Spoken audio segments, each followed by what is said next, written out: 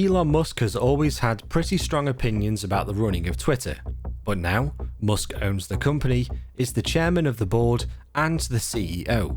And although some may think that Elon Musk will be making some mistakes with the impending return of the blue tick, it will probably still happen unless he changes his mind, which doesn't seem likely. So, what does this mean for the social media platform? Let's find out. To start with, what is the blue tick? Some Twitter accounts, like those of celebrities, public figures and companies, have been required for a number of years to show a well-known blue checkmark. This checkmark meant that the accounts were real and had been checked to stop people from pretending to be somebody else. As soon as Elon Musk acquired Twitter, he sent his first email to the whole company. In this email, he warned that Twitter wouldn't survive the coming economic downturn if it didn't increase subscription revenue to make up for falling advertisement revenue. Not long after he took over the huge social media site, Musk came up with Twitter Blue. This is an opt-in paid monthly subscription that adds a blue checkmark to your account and gives you early access to some new features like editing tweets. It is a premium subscription service that improves the quality of Twitter conversations. In a nutshell, the service made it possible for anybody willing to pay $8 a month, a commitment that could be easily ended at any time, to get the previously coveted blue tick. So, what was the original purpose of the blue tick? The blue tick is meant to give you confidence that the person or organisation in question is who they say they are. Users usually want to make sure that the senator tweeting about tax policy is an elected official, or that the sports star tweeting about retiring is telling the truth about their decision to leave the industry. This is based on the idea that it doesn't matter to us if Joe from across the street is really Joe from across the street.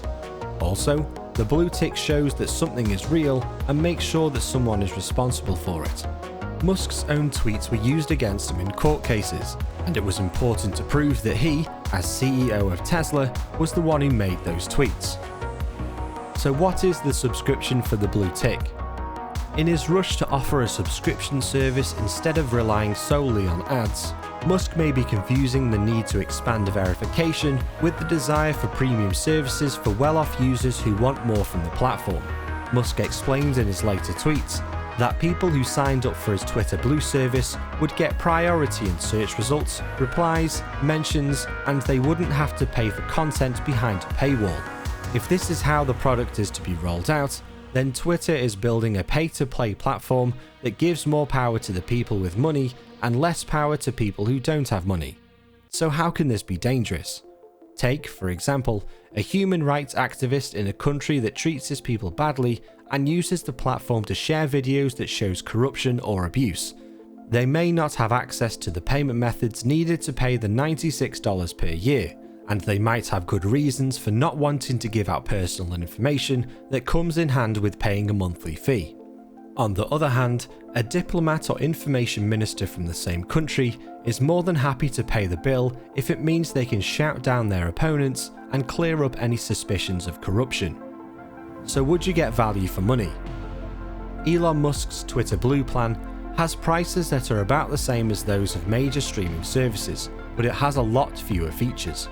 Also, in some situations, it may be against the law to charge a fee for this kind of certification. India, for example, wants to make it a law that everyone who uses social media must first have their accounts verified by their sites. Even though the rules don't say you can charge for this process, a Western technology company would likely face objections and legal challenges if they tried to charge Indian customers $8 per month for something that was against the law. The problem then becomes how to get the most out of one's money. It's not as simple as saying, those who will like it, pay for it, and those who don't. This is a much more complicated issue. For instance, LinkedIn Premium is a paid service that gives people who are looking for work an edge in the job market. Less than a third of what LinkedIn Premium costs is what Twitter Blue costs. Its price is only slightly less than what Netflix and Spotify charge for their content services. The success of these companies suggests that Twitter could get away with charging a fee every month. So, why is the subscription service no longer available? A number of users noted that the option to subscribe to the blue verification checkmark, which had just been added, was no longer available, and here's why. As soon as Twitter made the sponsored blue tick feature available, things started to get out of hand. There had been reports of fake accounts with blue verification ticks.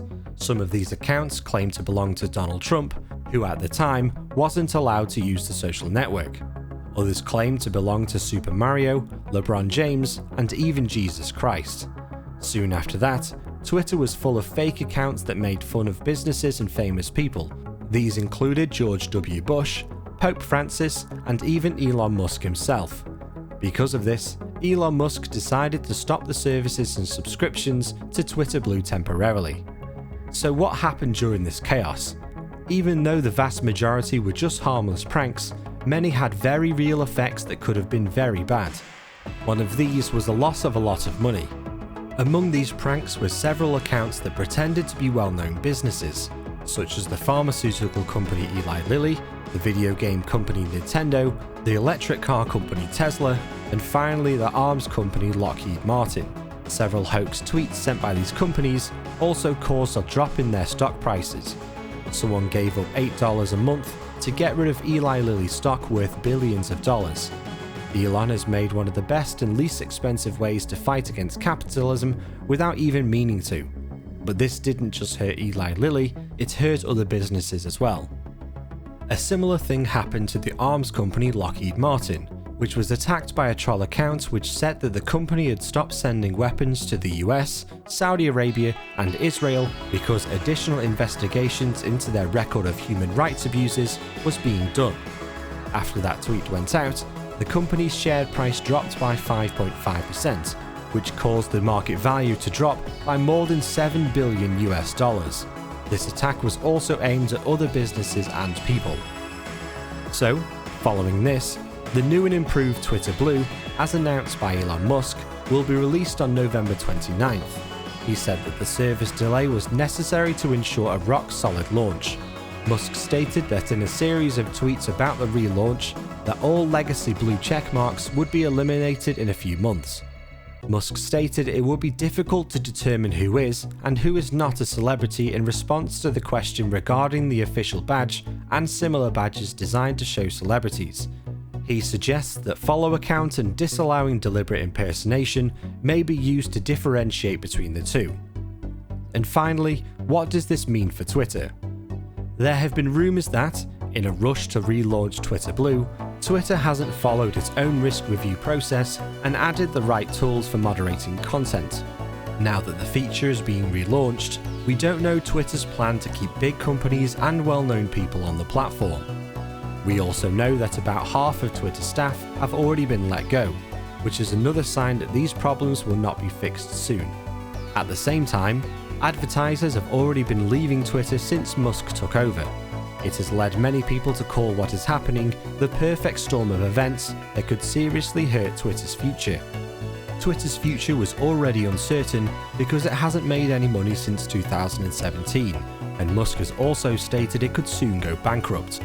So when you add it all up, you may end up with a much less appealing platform to average users. And that's it. So what are your thoughts on the return of the blue tick? Will it make or break Twitter? Let us know in the comment section below. And don't forget to like the video if you enjoyed it, subscribe to the channel, and click the notification bell to get more updates like this one. And as always, thank you very much for watching.